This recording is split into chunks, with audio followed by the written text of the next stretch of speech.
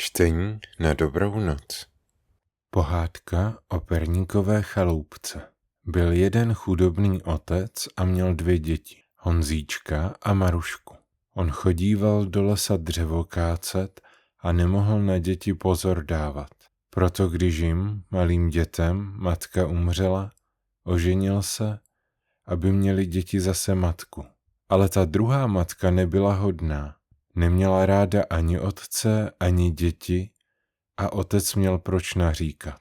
Jednou se té matce ty děti tak zprotivily, že muži poručila, aby je zavedl a více, aby domů se nevraceli. Darmo se tomu muž zprotivoval, děti svoje zavést, ale žena pokoj nedala, on se jí bál a proto se smutným srdcem jednoho dne dětem řekl: Vezměte si džbánečky, půjdete dnes se mnou do lesa pro jahody.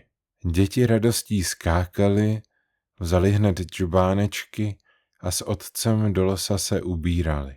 Když přišli hluboko do lesa, zavedl je otec na veliké mejtiště jahod, kde se vše jen červenalo.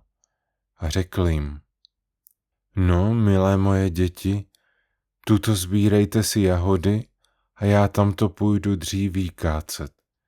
Dokud mne budete slyšet tlouci, budete vědět, že jsem na tom místě. Děti dychtivě padly na jahody a otec odešel opodál.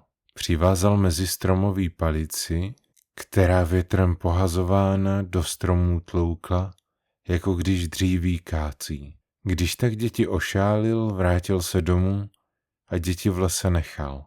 Když měli děti plné již džbánky a dosyta se najedli, začali myslit, aby se k otci podívali.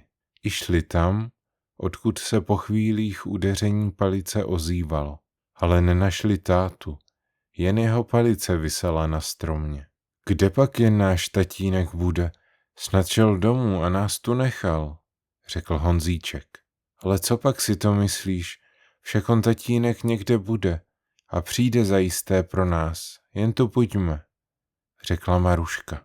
A tedy čekali a z dlouhé chvíle jedli zase jahody ze džbánku, až byly džbánky prázdné. Museli je tedy zase naplnit a tak jim ušla chvíle. Než začal se stmívat, přestal tlukot palice a dětem bylo úzko. I vzali džbánky a šli hledat otce. Slunečko se níží, k večeru se blíží, táto, pojďte domů, volali lesem, ale žádného ohlasu neslyšeli. To jsme už, milý Honzíčku, zabloudili a tatínka nenajdeme. Musíme tu zůstat přes noc, řekla Maruška.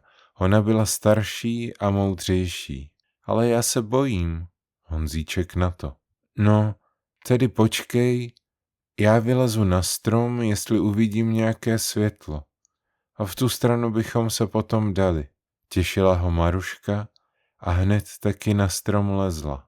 Ze stromu dívala se kolem dokola, když viděla zdaleka světýlko, zavolala na Honzíčka, aby se už nebál, slezla dolů a v tu stranu, kde světlo viděla, se dali. I přišli z lesa ven na zelenou louku.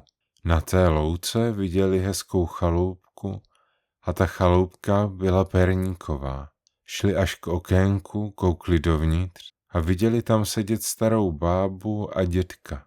Počkej, řekl Honzíček, já vlezu na střechu, ulomím kus perníčku a budem se mít dobře.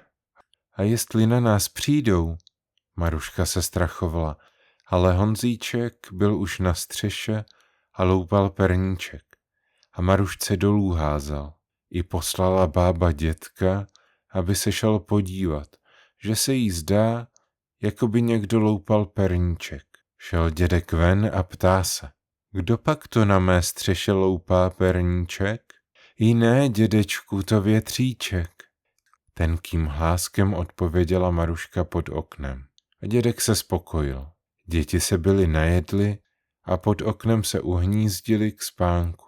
Ráno si vylezl zase Honzíček na střechu, aby si uloupnul kus perníčku. A bába zase poslala dětka se podívat. Maruška chtěla zase dědečka odbít, ale on je viděl a šel to bábě povědít. Chutě, Honzíčku, musíme utéct, sice bude s námi zle. Volala Maruška na Honzíčka, neboť slyšela, jak bába dětka posílá, aby jí ty děti přivedl, že si je upeče.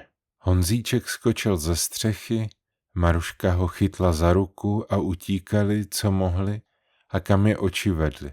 A dědek hnal se za nima, ale že byl tlustý a nemotorný, nemohl jim přece stačit. Než nebyly by mu ty dětičky utekly, kdyby se tu byla pojednou žena nevyskytla na lenném poli. Prosím vás, paní mámo, povězte nám, kudy bychom se dali? Zlý dědek z perníkové chaloupky nás honí. Chtějí nás upéct, že jsme jim kousek střechy uloupli. Tuto se dejte do lesa, tou cestičkou, však já dětka zdržím, řekla Plečka a ukazovala dětem do lesa. Děti utíkali dále a za chvíli přiběhl dědek a silně si odfukoval. Osobo, ptal se Plečky, neviděla jste tudy jít děti? Pleju len, odpověděla žena, jako by mu byla nerozuměla.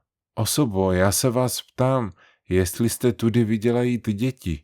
Až vypleju a uzraje budem trhat. Osobo, rozumějte pak. Ptám se vás, jestli jste viděla tudy jít děti. Až vytrháme, budem drhnout semeno a pak len močit. Osobo, což pak nerozumíte, ptám se vás. Viděla-li jste tudy jít děti, po vymočení prostírat a v peci sušit. Osobo, vy jste snad hluchá.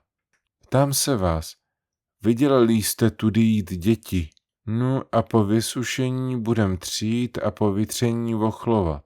Osobo, neslyšíte, ptám se vás, viděla-li jste tudy jít děti.